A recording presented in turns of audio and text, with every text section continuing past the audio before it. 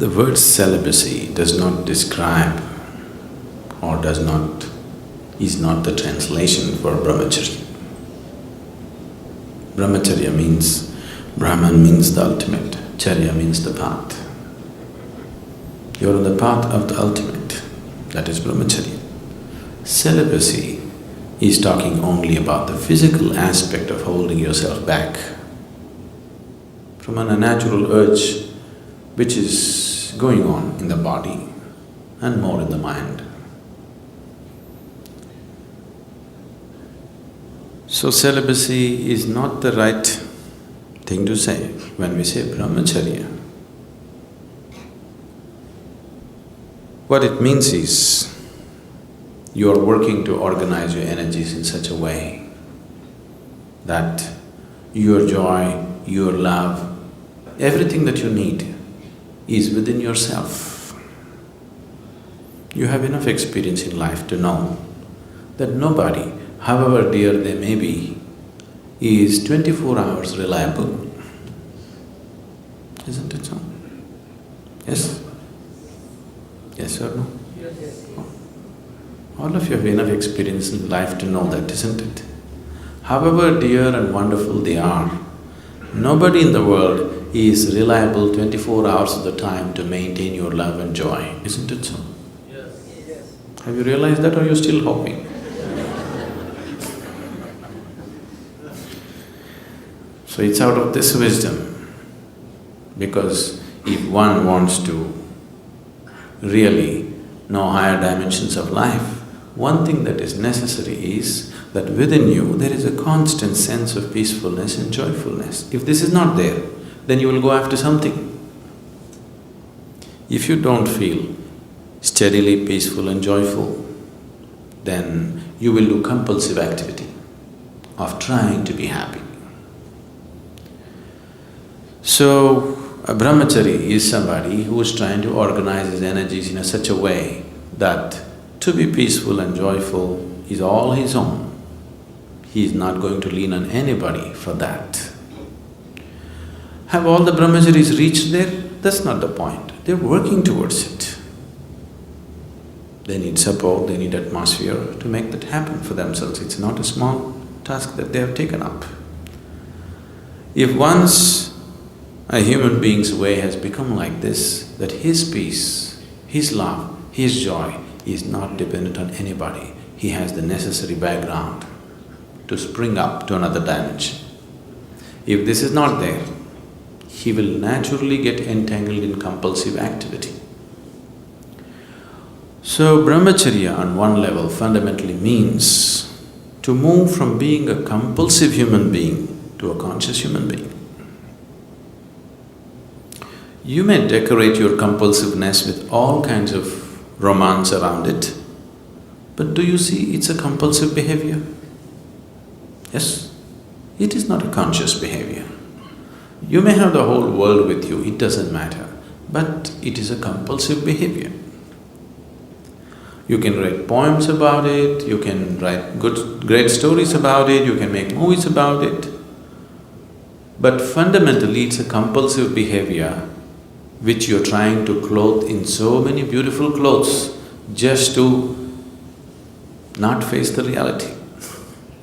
I'm not trying to take all the romance out of your life, okay?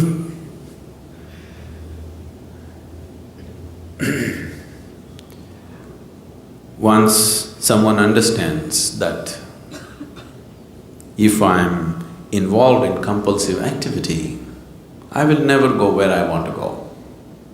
Isn't it so? Yes? If one is compulsive in his life, there is no question of he having a goal to reach or attaining a certain state or whatever. Compulsiveness means a very deep sense of slavery, isn't it?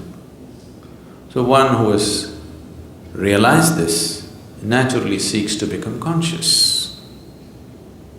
So it is from this understanding that we said, if you really wanting to make a journey, you should drop your compulsiveness and bring consciousness to every aspect of your life. So that is brahmacharya. Celibacy is an ugly word because without the necessary understanding nor necessary sadhana nor energy, you just trying to hold yourself back, then you will suffer. If your energies were organized in such a way that all the time you're high, really high within yourself, you won't lean on anybody for these things, isn't it? Oh, I'm not like that right now, what to do? As I told you, these things don't come unless you make some effort towards it.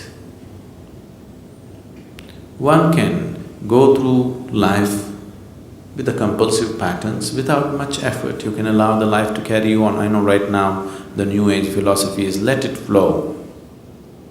I don't know what they're letting flow anyway.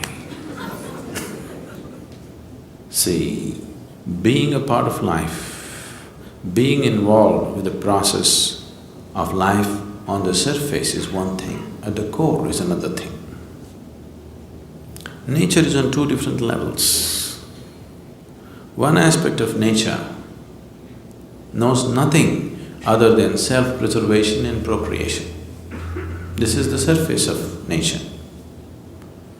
Your own nature if you take the nature of this body, it knows only self-preservation and procreation. It doesn't know anything else. So if you go by your physical nature, naturally this is all that you will do. Survival and procreation.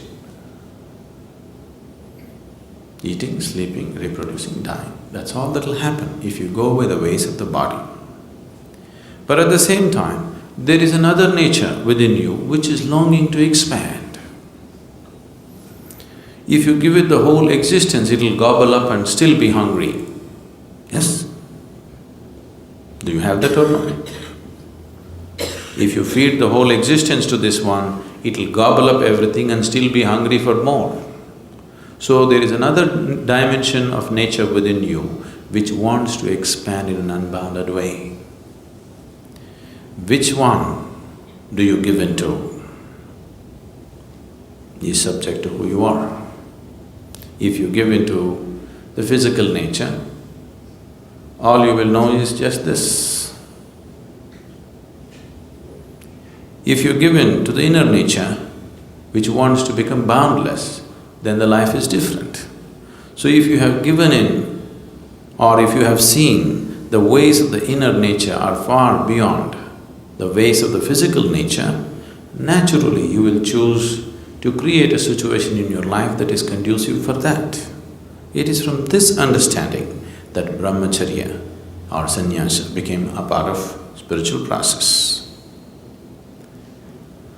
Celibacy is a Western idea that is just to imitate the yogis of the past.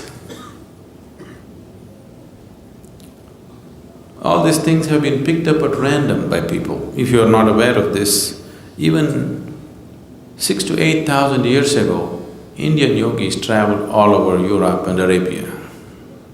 They established many things.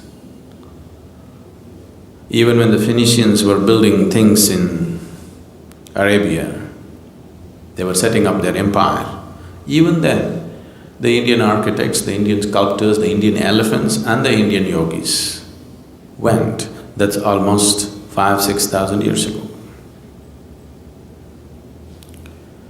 If a team of elephants, laborers, sculptors, architects and yogis have to be there, there must have been a much longer association before that, isn't it? Suddenly one team won't end up there in those days. So wherever they went, they did create some awareness of what is the significance of their way of life. So people picked this up at random without the necessary understanding. That is how celibacy became a part of other cultures. What came from a very deep understanding, just the surface of it they took. That will happen everywhere. See the yoga, right now yoga means just twisting your body, just the surface.